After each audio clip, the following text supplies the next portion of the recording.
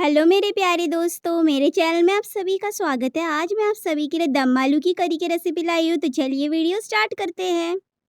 तो उसके लिए यहाँ मैं एक प्रेशर कुकर में 500 ग्राम छोटे आलू डाल रही हूँ। तो इसे मैंने धो लिया था। अब इसे हम इस प्रेशर कुकर में डाल देंगे।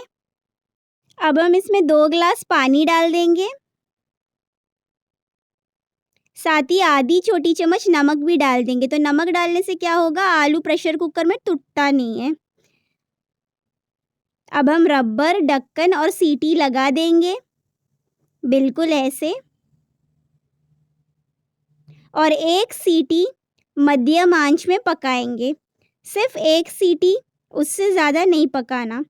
तो एक सीटी लग चुकी है। अब मैं आंच को बंद कर दूंगी और प्रेशर कुकर को 10 मिनट के लिए ठंडा होने छोड़ दूंगी। तो 10 मिनट हो गए दोस्तों। हम पूरी तरह से प्रेशर निकाल देंगे, सीटी को हटा देंगे और ढक्कन को सावधानी से खोल लेंगे। अब ये आलू को मैं एक प्लेट में रख देती हूँ। अब ऐसे करके हम सारे आलू के छिलके ऐसे निकाल देंगे। अब एक फोर्क की सहायता से बिल्कुल ऐसे करके आपको आलू में छेद करना है। तो इससे क्या होगा, जब हम ये आलू को ग्रेवी में डाल देंगे, करी में डाल देंगे, तब आलू पूरी तरह से पक जाएगा और थोड़ा सा ग्रेवी भी पी लेगा। तो इसलिए ये करना ज़रूरी है। अब यहाँ मैं एक नॉनस्टिक फ्राई पैन में 4 बड़ा चम्मच तेल डाल रही हूँ। तेल गर्म होते ही हम सावधानी से ये आलू डाल देंगे। अब आपको समान रूप में इसे दोनों तरफ तलना है, आलू को सुनहरा होने तक। बिल्कुल ऐसे बीच बीच में पलटते जाना और इसे सुनहरा होने तक तलना। ये देखिए, बिल्कुल ऐसे। तो ज़्यादा मिनट भी नहीं लगेगा, कम मिनटों में बन जाता है। तो ये देखिए, हमारे जो आलू में बढ़िया सा सुनहरा रंग आ गया है। अब इसे मैं सावधानी से ऐसे निकाल दूंगी और प्लेट में रख दूंगी। ये करी बहुत झटपट बन जाता है और बहुत स्वादिष्ट है। अब यहाँ मैं डाल रही हूँ 4 लहसुन की कलियाँ, 1 इंच अदरक का टुकड़ा, 3 हरी मिर्च, इसे हम ऐसे तोड़कर डाल देंगे।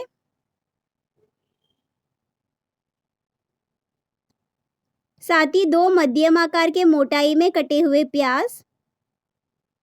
अब ये सबको हम 1 मिनट के लिए मध्यम आंच में पकाएंगे। ऐसे बीच बीच में मिलाएंगे और सिर्फ 1 मिनट के लिए पकाएंगे। तो दोस्तों 1 मिनट हो गया है। अब यहाँ मैं डाल रही हूँ 3 मध्यम आकार के मोटाई में कटे हुए टमाटर, साथ ही 2 बड़े चम्मच काजू कटे हुए। अब इसे भी हम अच्छे से ऐसे मिला देंगे और ढक्कन लगाकर धीमी आंच में 10 मिनट के लिए पकाएंगे। तो 10 मिनट हो गया है दोस्तों, हमारा टमाटर बढ़िया पक गया है। मैं आंच को बंद कर दूंगी और इसे पूरी तरह से ठंडा होने का इंतज़ार करूंगी। ठंडा होने के बाद ही हम इसे मिक्सी में डालेंगे। तो अब यहाँ मैंने एक बड़ा सा मिक्सी जार लिया है। अब इसमें हम ये पूरी तरह से ठंडा हुआ मिश्रण डाल देंगे, बिल्कुल ऐसे। साथ ही यहाँ मैं डाल रही हूँ आधा ग्लास पानी। अब हम ढक्कन लगा देंगे और इसे एकदम अच्छे से बारीकी से पीस लेंगे। देखिए, बिल्कुल ऐसे ही आपको इसे पीसना होगा। तो चलिए अब हम दम आलू बनाते हैं। उसके लिए यहाँ मैं डाल रही हूँ 1 बड़ा चम्मच मक्खन। मक्खन पिघलते ही यहाँ मैं डाल रही हूँ आधी छोटी चम्मच जीरा, आधी छोटी चम्मच सौंफ यानी कि फेनल सीड्स, 1 तेज पत्ता, 1 टुकड़ा दालचीनी का, छोटा टुकड़ा ही है। अब इसे मैं हल्का सा ऐसा मिला दूंगी। अब यहाँ मैं डाल रही हूँ 1 छोटी चम्मच कश्मीरी लाल मिर्च पाउडर, ये रंग के लिए है। अब हम इसे मिला देंगे और तुरंत आंच को धीमा कर देंगे। अब तुरंत हम इसमें ये पिसा हुआ जो मिश्रण है वो डाल देंगे। अब इसे मैं अच्छे से ऐसे मिला देती हूँ, बिल्कुल ऐसे मिला दिया।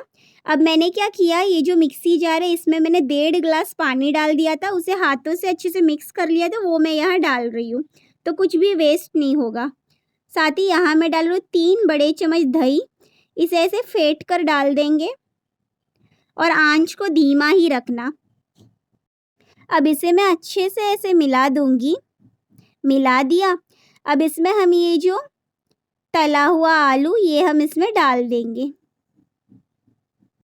अब इसे भी हम हल्के हाथों से ऐसे मिला देंगे और ढककर धीमी आंच में 20 मिनट के लिए पकाएंगे। तो इसमें क्या होगा, ये जो आलू है वो पूरी तरह से अच्छे से पक जाएगा। तो दोस्तों 20 मिनट हो गया है। अब इसे मैं हल्के हाथों से ऐसे मिला दूंगी। बहुत बढ़िया लग रहा है हमारा ग्रेवी। अब इसमें मैं डाल रही हूँ 1 छोटी चम्मच गरम मसाला पाउडर, 1 छोटी चम्मच दानेदार चीनी, इससे स्वाद एकदम बैलेंस हो जाएगा। साथ ही 1 छोटी चम्मच नमक या फिर स्वाद अनुसार। अब इसे मैं हल्के हाथों से ऐसे मिला दूंगी। अब ये जो तेज पत्ता जो आपको दिख रहा है ना, वो मैं फेंक दूंगी निकाल कर। और इसे ग्रेवी को हम धीमे आंच में 2 मिनट के लिए पकाएंगे और बीच बीच में ऐसे मिलाएंगे। तो 2 मिनट हो गया है दोस्तों। अब यहाँ मैं डाल रही हूँ 1 छोटी चम्मच कसूरी मेथी। इसे हाथों में ऐसे क्रश करके डालेंगे तो बढ़िया सा स्वाद आएगा। साथ ही कुछ धनिया के पत्ते बारीकी से कटे हुए। अब इसे मिला देंगे और आंच को बंद कर देंगे। आप इसे गर्मा गर्म नान, रोटी, फुल्का, चावल के साथ परोसिए। तो ज़रूर इस रेसिपी को ट्राई कीजिए और आपके अनुभव मेरे साथ कमेंट सेक्शन में शेयर कीजिए। अगर आपको ये वीडियो पसंद आया हो तो प्लीज़ मेरे चैनल को सब्सक्राइब कर सपोर्ट कीजिए। देखने के लिए धन्यवाद।